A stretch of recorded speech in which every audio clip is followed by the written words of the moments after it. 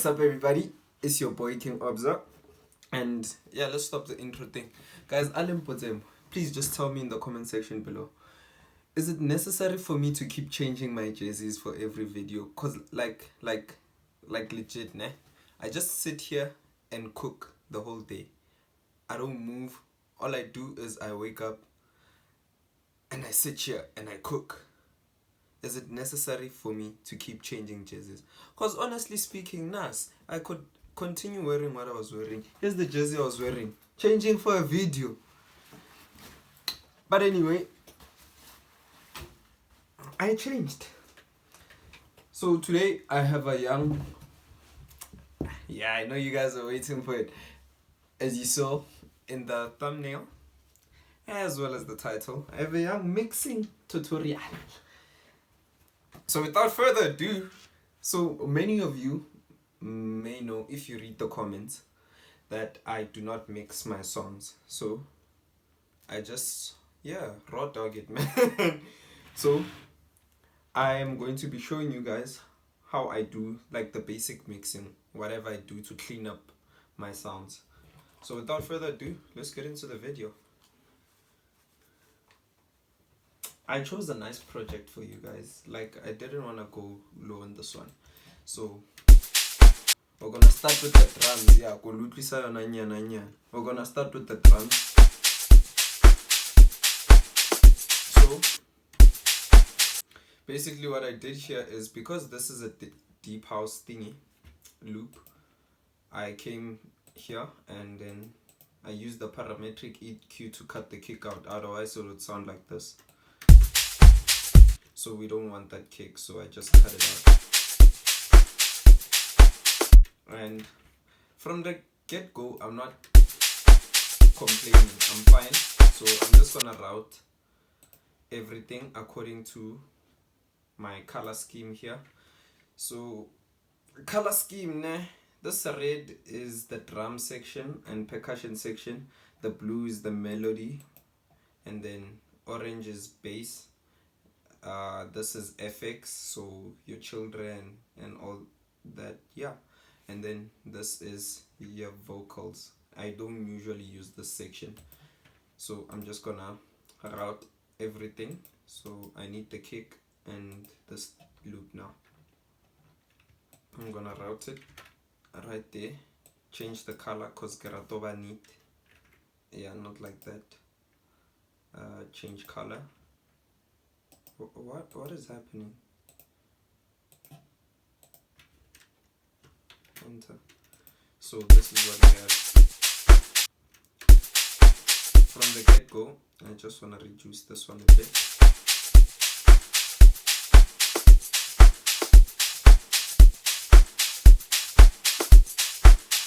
And this is it for the drums.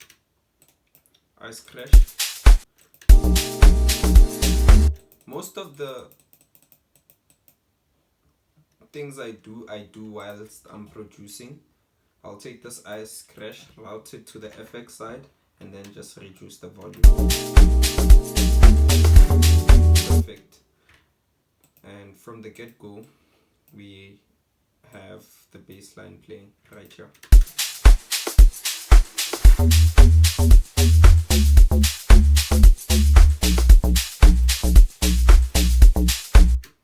Take this bass line, route it here. It's already routed. I'm gonna get, what am I doing there? I'm just gonna reduce the volume and I'm gonna EQ the highs. Reduce the highs just a bit more. It loses the character if you reduce too much. And that's that for that. Then I go to chords. Chords, I used one preset this time. I route this to the melody side of things. And then get a parametric EQ. Then usually with Rhodes, you wanna cut out the lows. I'm just gonna play it.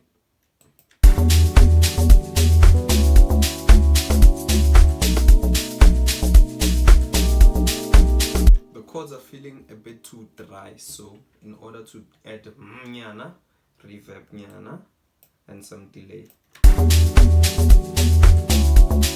By the way, if you guys want this preset, I will link it down in the description below so you guys can produce using this preset, which just makes things easier when we get to the mixing process.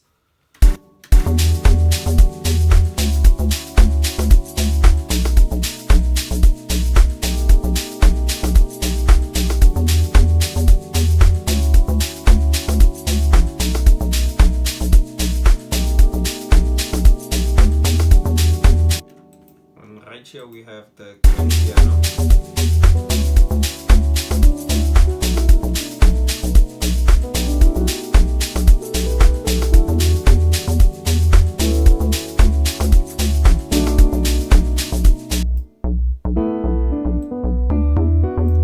I'm gonna reduce the volume a bit. Increase reverb. Add some delay.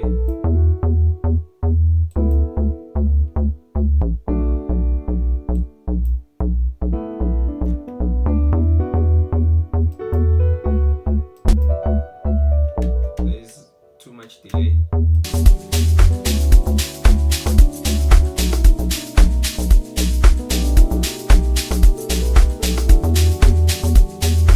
I feel the bass line is a bit too loud.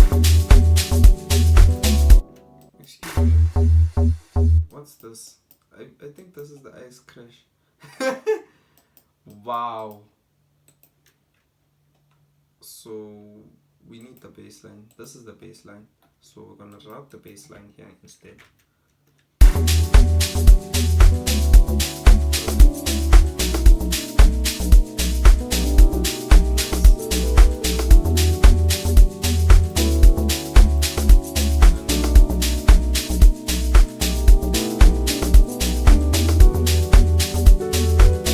So I feel like our chords are a bit of an annoyance. I'm just gonna add another EQ, parametric EQ, and then add this vocal presence.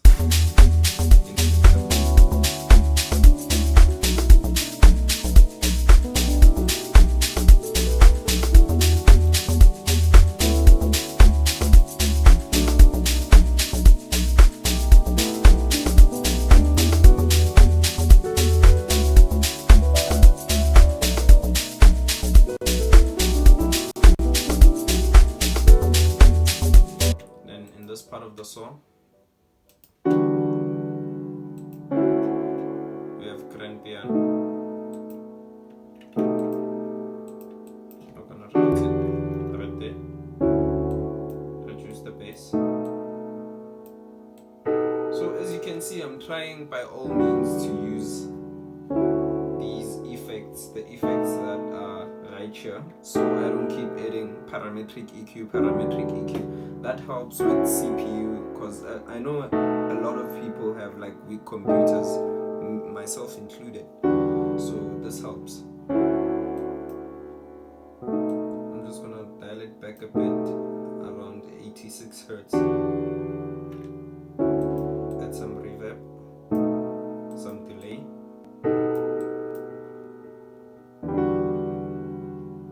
And I'm just gonna pan it to the right.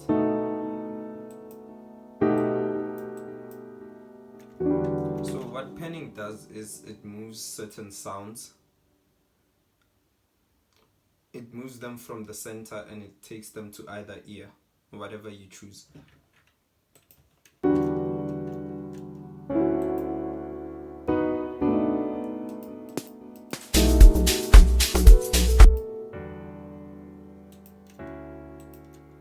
And this is hyper canvas, it keeps changing presets. This has to be a pad, and it was bowed glass. Yeah, this is what it actually is.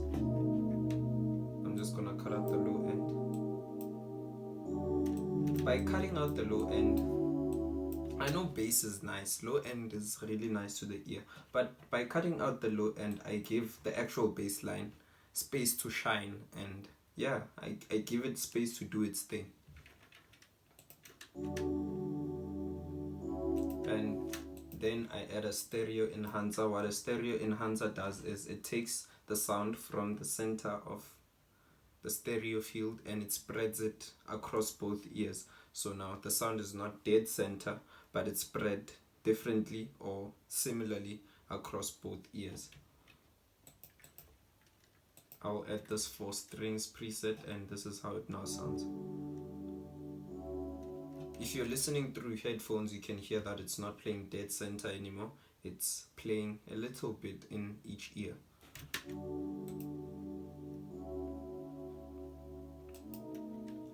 That helps with clutter in the center, because the center you want to reserve for your special elements, your log drum, your drums, and sometimes you want to pan your drums.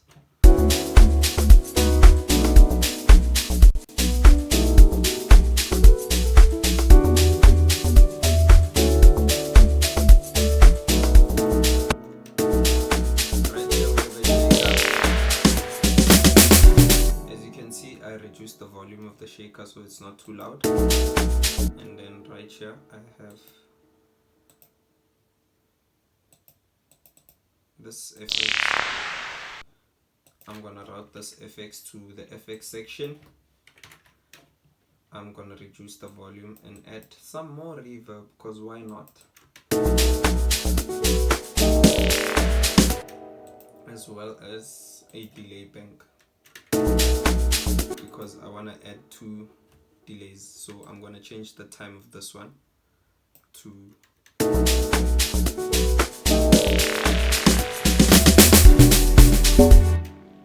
Did you hear that?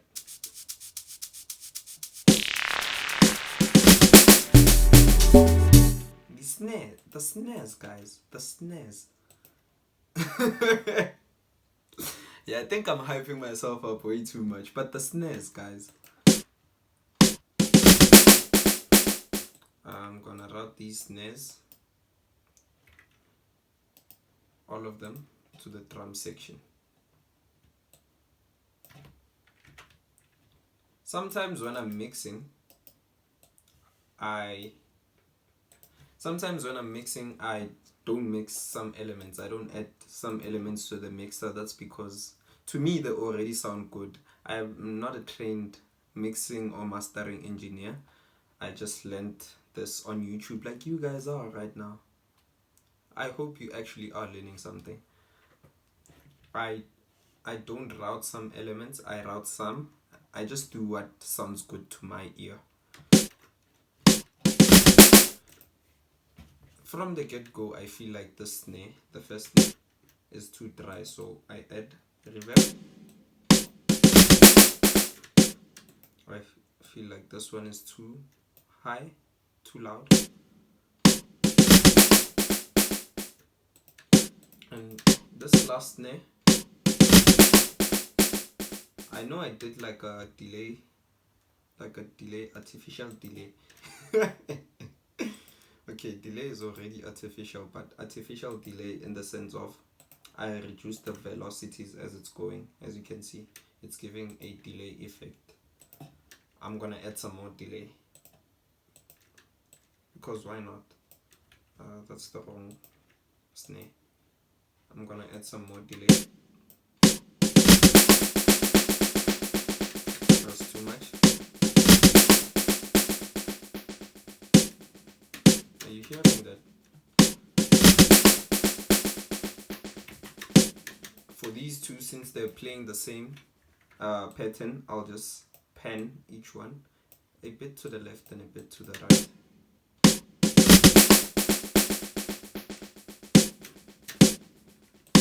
So we're done with that FX. Now we're gonna go to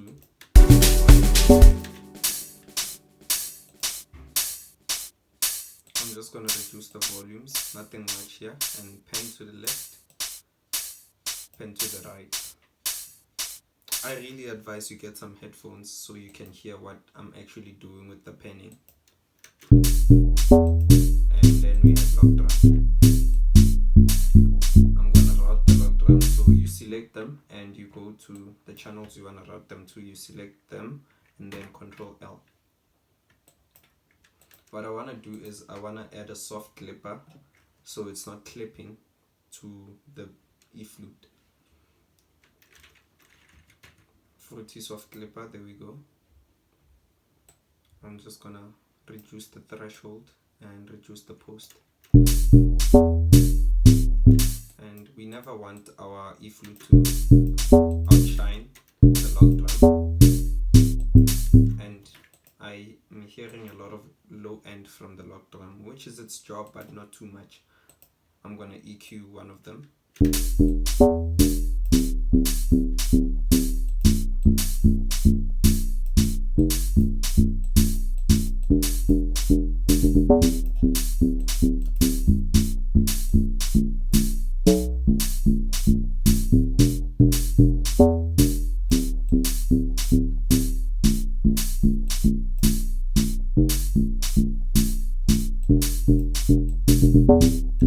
So usually you want the log drum to be the loudest element in the song. Then we have the strings. String section, String section, all I do is, let me just route it. These are the strings. I go to stereo enhancer and there's a preset for strings. I don't like to trouble myself much. I just do what sounds good, and yeah, the perfectionism is for later. As long as the track sounds good now, I'm fine, personally.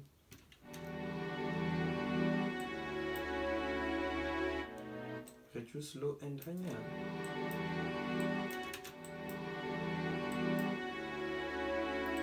And that's perfect.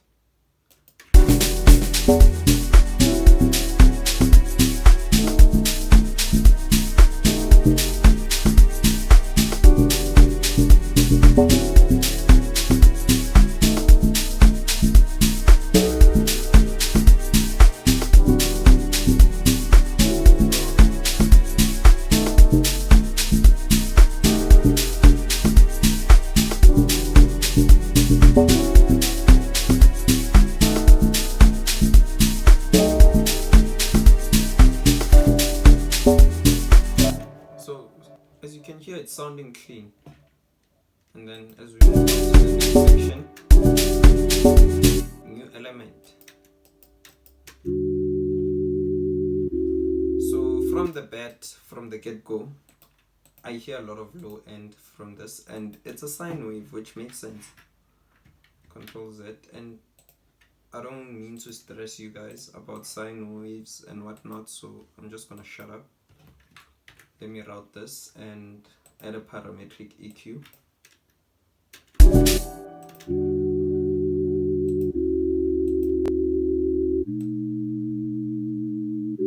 And as you can see, right there, we don't want frequencies there that are playing the melodic side of things usually.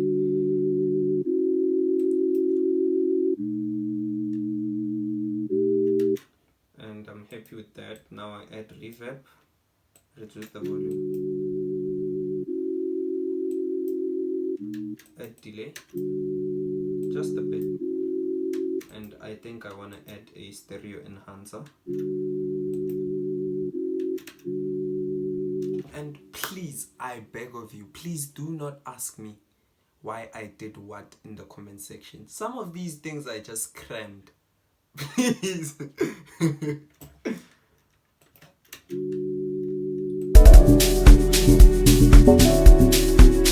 I think it's too loud, so I'm just gonna reduce the volume again.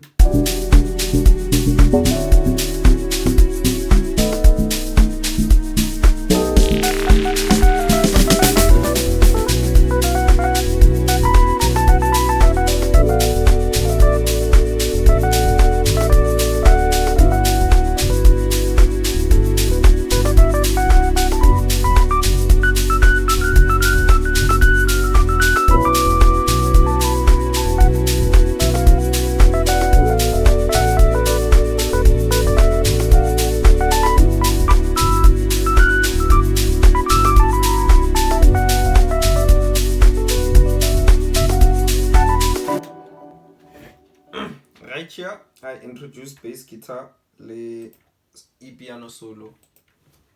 I'm gonna route the piano solo first. Just need to find it. There we go.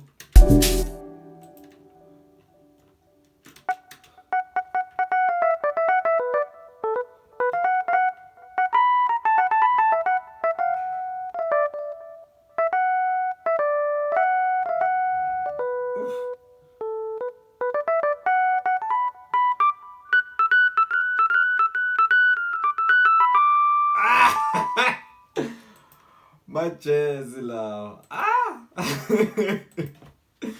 I'm gonna route this A and I'm gonna add some reverb.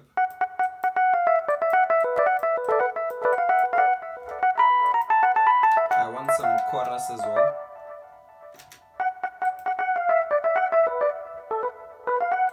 I'm just gonna reduce it here so it's not too present.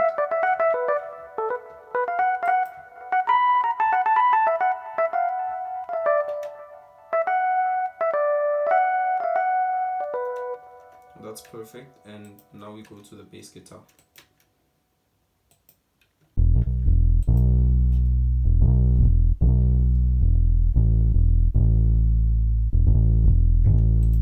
With the bass guitar, what I did here is increase the drive, and I think it's a bit too much now, so I'm just gonna reduce it.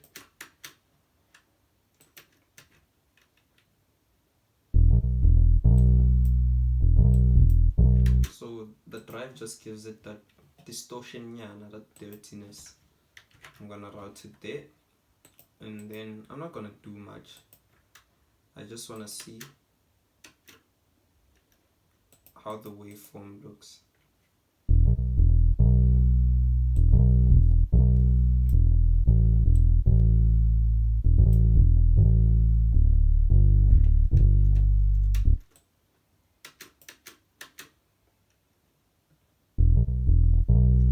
And I'm happy with that. I can't complain.